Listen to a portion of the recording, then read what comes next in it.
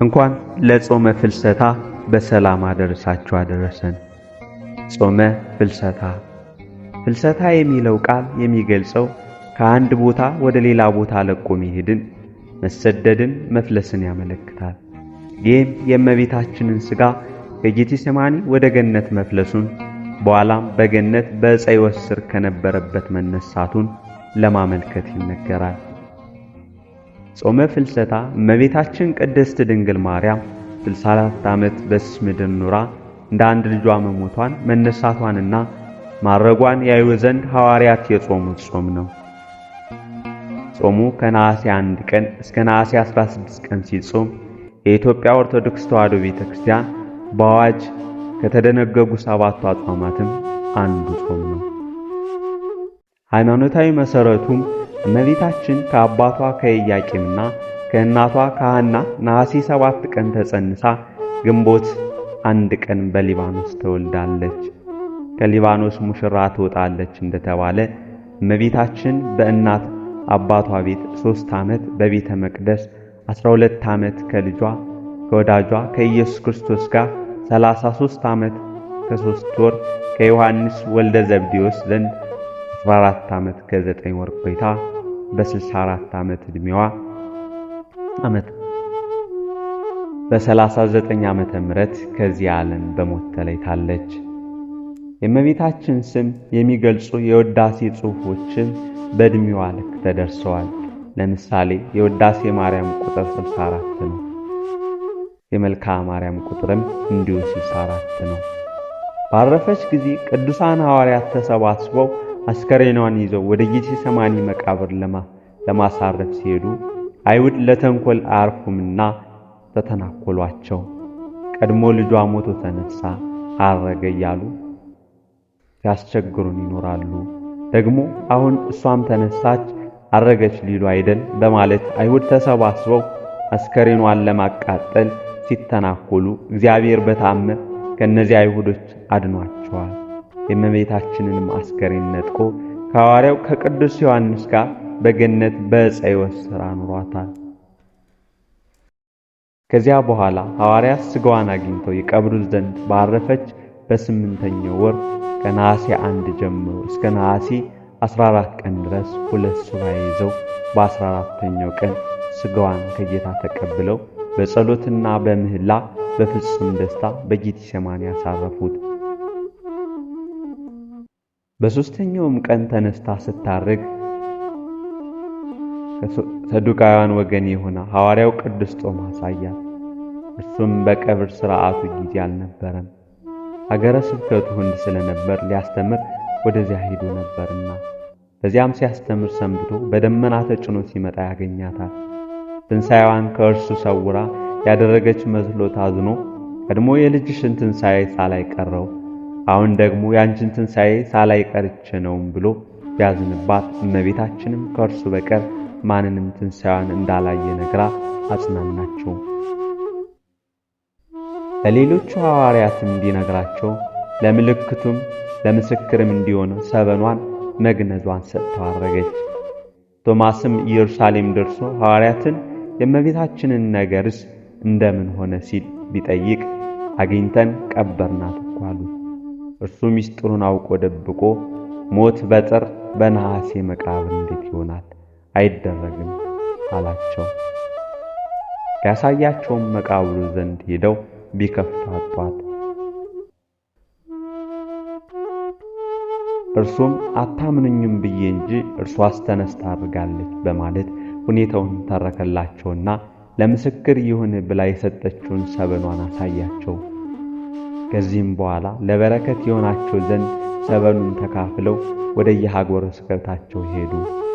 ዛሬ በቅዳሴ ጊዜ ዲያቆኑ በሚይዘው የመጾር መስቀል ላይ በሁለት ቀዳዳዎች አልፎ ተጠምጥሞ የምናየው መቀነት መሰል ጨርቅ የዚያ ሰበን ምሳሌ ነው።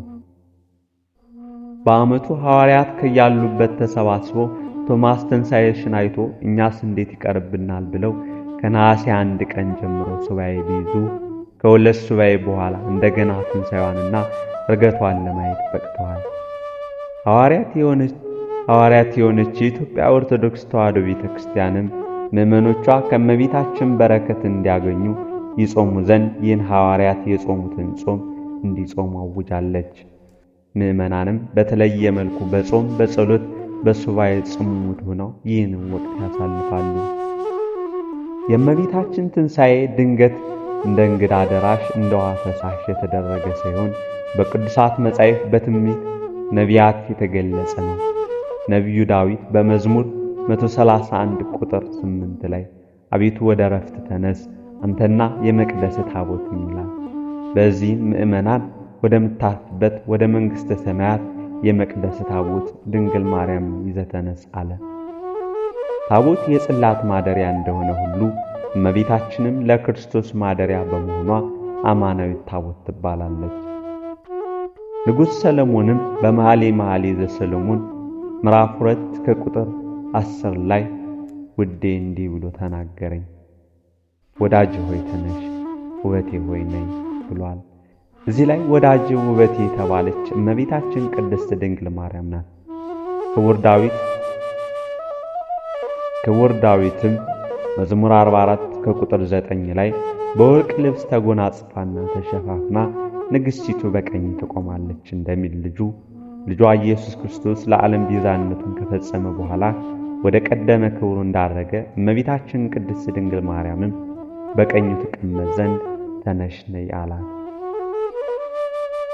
እንግዲህ ይህንና ይህን የመሰለውን ሁሉ ይዘን የእናታችንን ዕረፍቷን ትንሣኤዋን እንዘክራለን እንመሰክራለን። ከጾሙ ረድኤት በረከት ያካፍለን፣ አሜን። ጾም የሥጋ ረሃብ አይደለም የነፍስ ምግብ እንጂ። አንዳንድ ሰዎች እንደሚያስቡት ጾም የሥጋ ስቃይ ሰማዕትነት ወይም መስቀል አይደለም።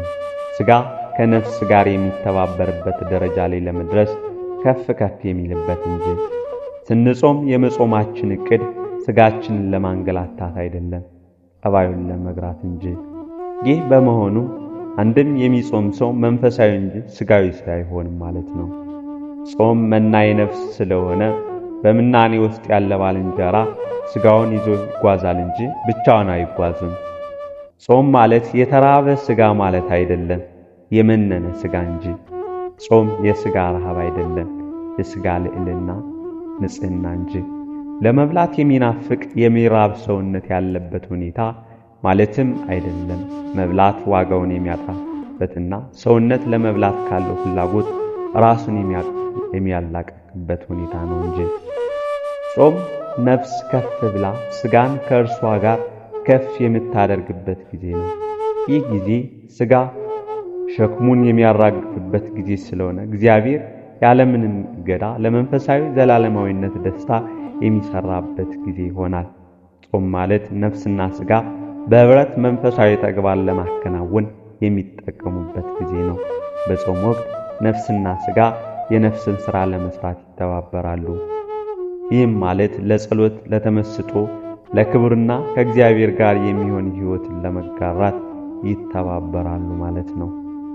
ብፁዕ አቡነ ሽኖዳ ሳልሳዊ። ጾም እስከ ስንት ሰዓት እንጾማለን? የቅድስቲቱ ቤተ ክርስቲያን ሥርዓት በልኬትና በምክንያት የታጀበ ነው። ጾምን ስንመለከት አብዛኞቻችን በተለምዶ ሰዓት ሳንጠብቅ እስከ 3፣ 6፣ 7፣ 9፣ 11 ሰዓት እያል እንጾማለን እንጂ የአዋጅ አጽዋማት የተወሰነ የተገደበ ሰዓት አላቸው።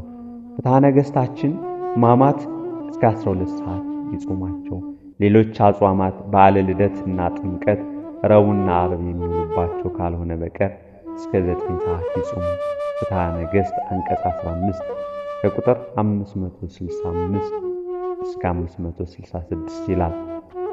የአጽዋማት ዝርዝር ካስቀመጠ በኋላ በዚሁ አንቀጽ ቁጥር 572 ላይ ደግሞ በእነዚህ በታዘዙ ጾሞች ከቀኑ እስከ 9 ሰዓት ድረስ ይጾሙ።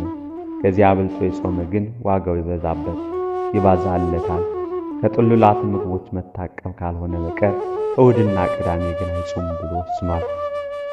አብይ ጾም ሁዳዴ፣ ጾመ አርባ ግን ይለያል። በአብይ ጾም መጀመሪያ ሱባኤ ፀሐይ እስኪገባ ይጾሙ። ሌሎችን ሳምንታት እስከ 11 ሰዓት ይጾሙ። በሰሞነ ሕማማት ግን ኮከብ እስኪወጣ ይጾሙ ብለዋል።